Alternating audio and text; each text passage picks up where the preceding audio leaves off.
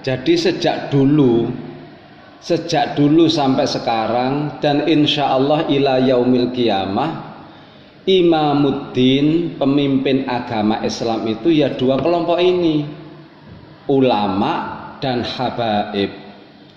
Sejak dulu dan insya Allah ila yaumil qiyamah, pemimpin Islam, imamuddin adalah ulama dan habaib.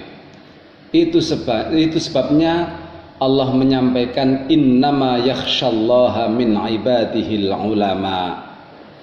Lah, ulama itu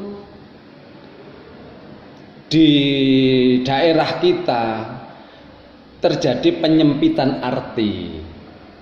Ulama itu kan aslinya orang yang mengetahui ilmunya Allah, setelah itu mengamalkan dan setelah itu menyebarkan tanpa adanya batasan ilmu.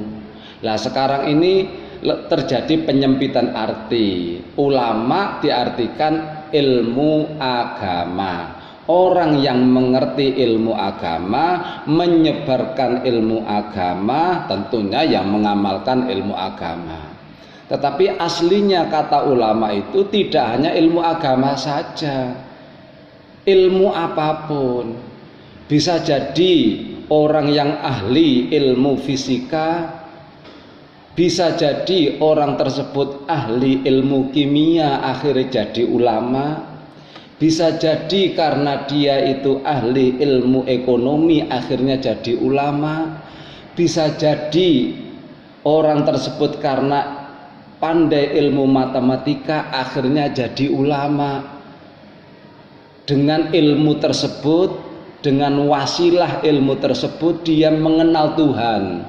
Akhirnya dengan ilmu tersebut mendekatkan diri kepada Tuhannya dan menyebarkan ilmu tersebut kepada umatnya.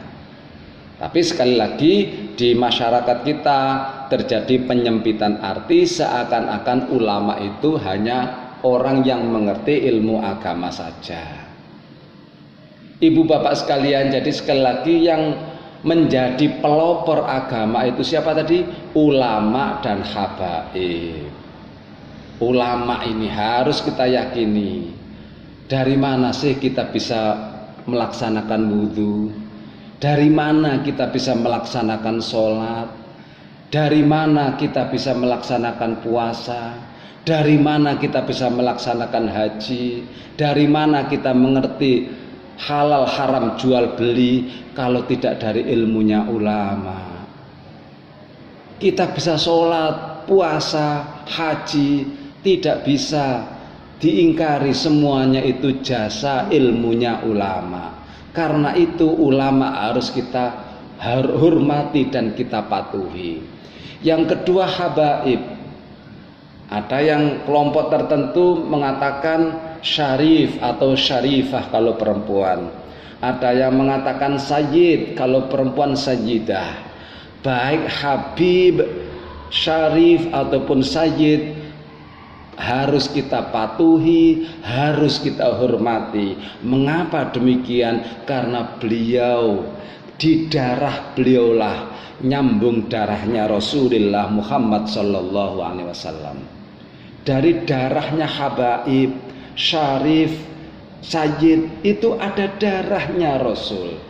Berarti apa? Kalau kita memuliakan habaib, kita memuliakan sayyid ataupun syarif, secara tidak langsung kita berarti memuliakan Rasulullah Muhammad sallallahu alaihi wasallam. Kalau kita menghina, mengejek, menyakiti habib, menyakiti syarif, menyakiti sayyid, secara tidak langsung kita menyakiti Rasulullah Muhammad sallallahu alaihi wasallam. Lah kalau kita menyakiti Rasul, sementara kita senantiasa mengharapkan syafaatnya Rasul, apa jadinya kita mengharapkan syafaatnya Rasul di dunia hatal akhirah, sementara kita menyakiti hati beliau gara-gara kita menyakiti keluarga beliau, baik habib, sayyid ataupun syarif. Berarti apa? Kelompok dua ini harus kita muliakan. Ulama kita muliakan karena ilmunya, warathatul anbiya, dan habaib kita muliakan karena di situ ada darahnya Rasul. Ibu bapak sekalian, sebetulnya kalau kita bicara akhlak ya, bicara akhlak ini, kita ini kepada siapapun tidak boleh berlaku sewenang-wenang. Kepada siapapun, jangankan kepada manusia, kepada binatang yang melata saja kita harus beretika. Kepada binatang makhluk Allah yang melata sekecil apapun kita harus mempunyai etika, apalagi kepada manusia, apalagi kepada ulama dan habaib. Kan begitu analognya. Sekali lagi tak baleni meneh lho ya.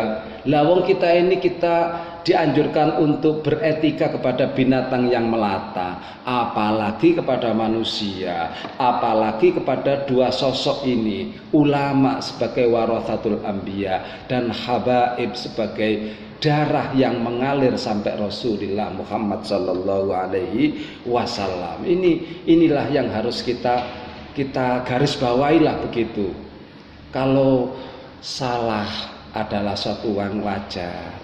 Ulama kadang-kadang juga salah dan keliru. Pun demikian habaib juga kadang-kadang salah dan keliru. Akhlak Islam harus kita kedepankan. Apa itu? Kita tegur dengan santun, kita ingatkan dengan akhlak yang mulia. Kalau tidak mampu untuk kita tegur, tidak berani dan tidak mampu untuk menegur beliau, lebih baik diam. Qul khairan aw liyasmut.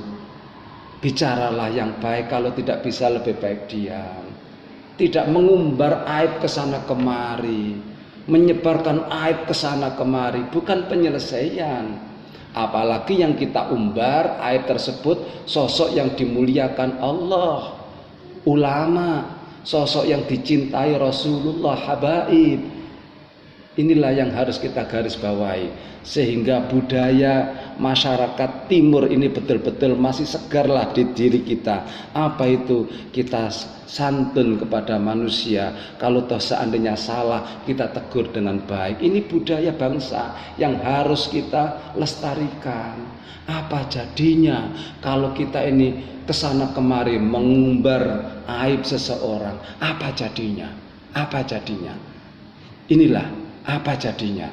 Karena itu mari kita lestarikan budaya bangsa, yaitu senantiasa sejuk, santun, menyenangkan orang lain.